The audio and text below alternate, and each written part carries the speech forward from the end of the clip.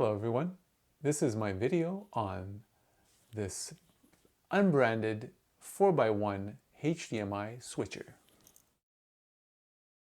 Okay, what can I tell you about it? Well, the reason why I searched for this switch is because of this particular model that was recommended by the Epiphan channel.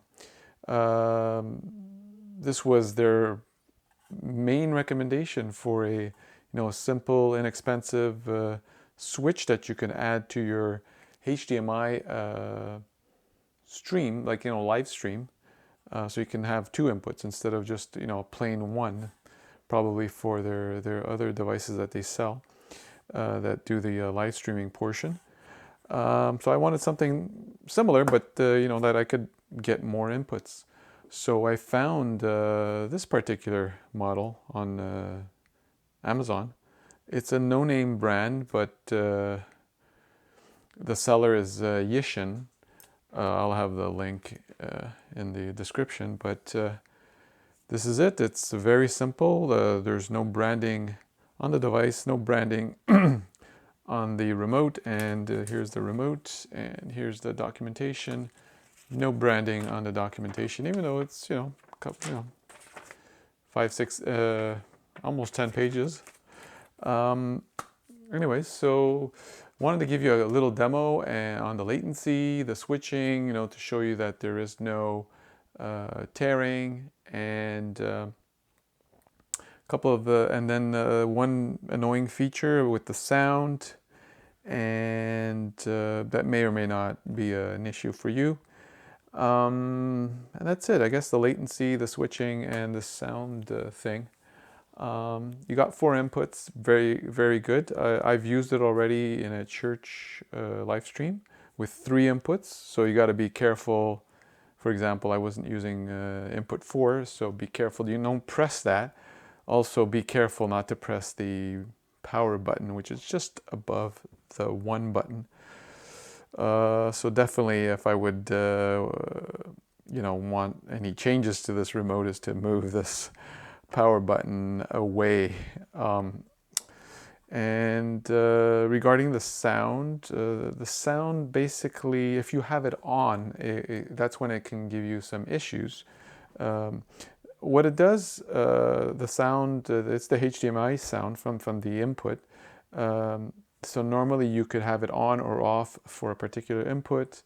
If you go to input 1, you notice there's an overlay there with a little musical symbol. It stays there for 5 seconds, it seems. But if I switch to another input, again, it reappears and it's there for 5 seconds. And same thing now, if I keep switching and switching and switching, and it kind of never goes away because I guess the 5-second timer never has time to expire. But if I just stop there and wait 5 seconds, it goes away. So when you're in full screen, the input follows the audio follows the input. When you go to multi-view mode, you can keep pressing the sound button, and you can see that it goes, and now it muted, and it starts again, and so it muted and it starts again.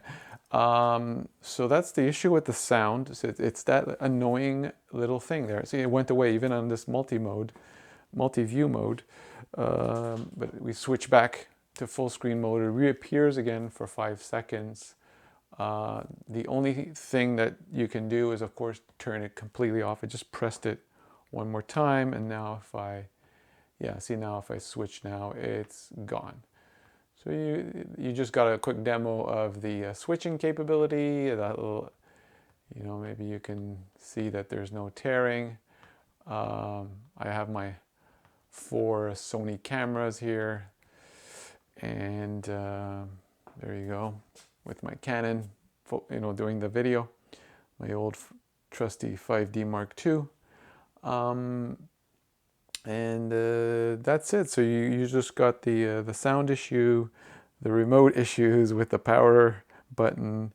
These 4 choices, of course, are only available on the remote. They're not available on the front panel, so you better not lose this, and hopefully it won't break. Maybe try to find a backup if you're really starting to like this device. Try to find some alternate device that can either record and play back the settings here, or well, maybe in a future video, if I decide to tear this down and look inside and see if there's ways of hardwiring some buttons, I could do the kind of the equivalent. What else can I tell you? Oh, I just wanted to give you a kind of a latency. So here you go. You can see my hand, and there you go. So it looks quite good, you know. The latency is the same even if you're in single screen here. And there you go.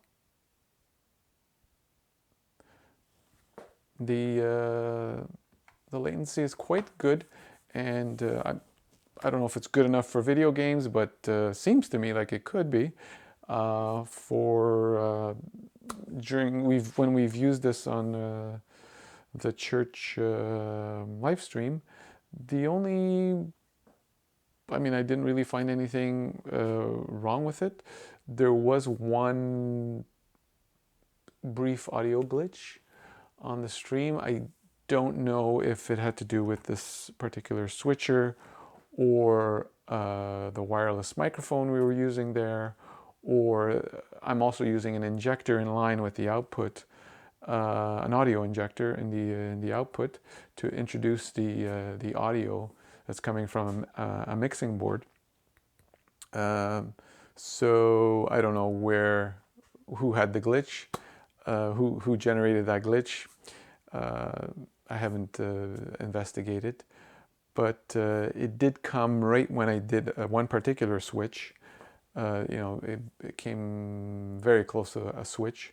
So when I switched input, and so that's it. That's kind of a good rundown on this thing. I hope you liked it. Thank you. Bye bye.